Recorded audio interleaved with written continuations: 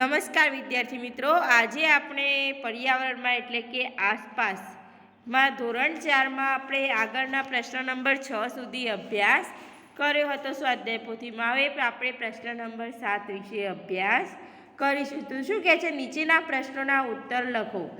Number 1, નદીમાં ક્યાંક ખૂબ માછલીઓ છે તો ક્યાંક ઓછી છે અને કેટલીક જગ્યાએ મરેલી માછલીઓ પણ છે. આ માટે શું કારણ હોઈ શકે તે ચર્ચા કરવાની છે. તો નદી કિનારે જ્યાં લોકો નથી રહેતા ત્યાં નદીનું પાણી ચોખ્ખું છે, જેના કારણે નદીમાં માછલીઓ પણ વધારે છે, પરંતુ જ્યાં લોકો રહે છે ત્યાં લોકો દ્વારા નદીમાં કચરો નાખી ગંદકી કરવાથી પાણી ગંદુ થઈ ગયું છે. આ કારણે ત્યાં માછલીઓ ઓછી છે. વળી કારખાના કે ફેક્ટરીમાં રસાયણો નદીમાં ભળતા ત્યાંના પાણીમાં માછલીઓ મરેલી જોવા મળે છે. તો આપણે પ્રશ્ન નંબર 1 જોયો. હવે નંબર 2, નદીને સ્વચ્છ રાખવા માટે શું કરી શકાય તે ચર્ચા કરવાની છે. તો 1 નંબર, નદીને સ્વચ્છ રાખવા તેમાં કપડાં ધોવા ન જોઈએ, વાસણ માંજવા ન જોઈએ કે ઢોર ઢાંખરને નવડાવવા ન જોઈએ. ચલો 2, નદીના કિનારે શૌચ ક્રિયા ન કરવી જોઈએ. 3, નદીમાં ગટરનું પાણી કે કચરો ઠાલવવો ન જોઈએ. 4, ફેક્ટરી કે કારખાનાનું રસાયણોવાળું દૂષિત પાણી જળાશયોમાં જવા દેવું ન જોઈએ. ચલો નંબર 3, નદીનું પાણી ખારું હોતું નથી, પરંતુ દરિયાનું પાણી ખારું હોય છે. શા માટે? તો નદી જેમ આગળ જાય છે તેમ તેના પાણીમાં જમીનના ક્ષારો ઓગળતા જાય છે. ઉનાળાના દિવસોમાં મોટા પ્રમાણમાં દરિયાના પાણીની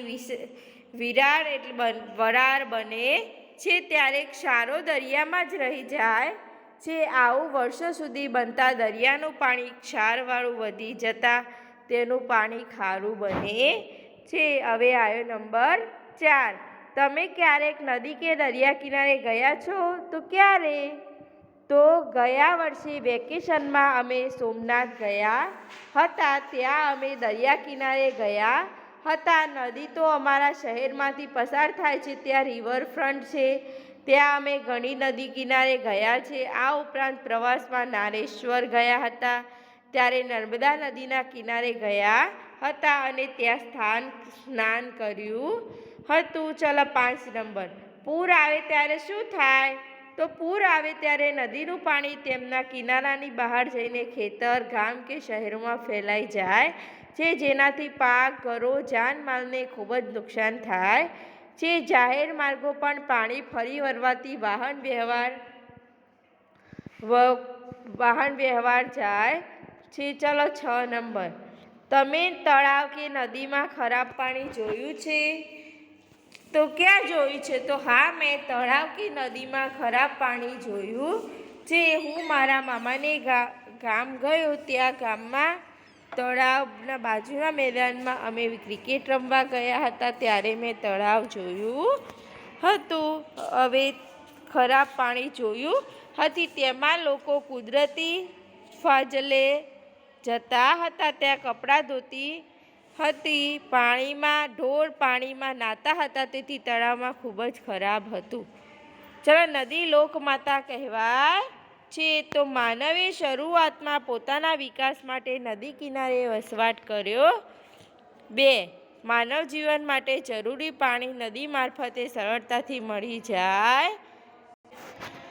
માનવ જીવન માટે જરૂરી પાણી નદી મારફતે સરળતાથી મળી જાય રહે છે. 3 નંબર, પીવા, નાવા ધોવા, રસોઈ બનાવવા જરૂરી પાણી નદી પૂરું પાડે છે. 4 નંબર, ખેતી અને ઉદ્યોગો માટે જરૂરી પાણી નદી મારફતે મળી રહે છે.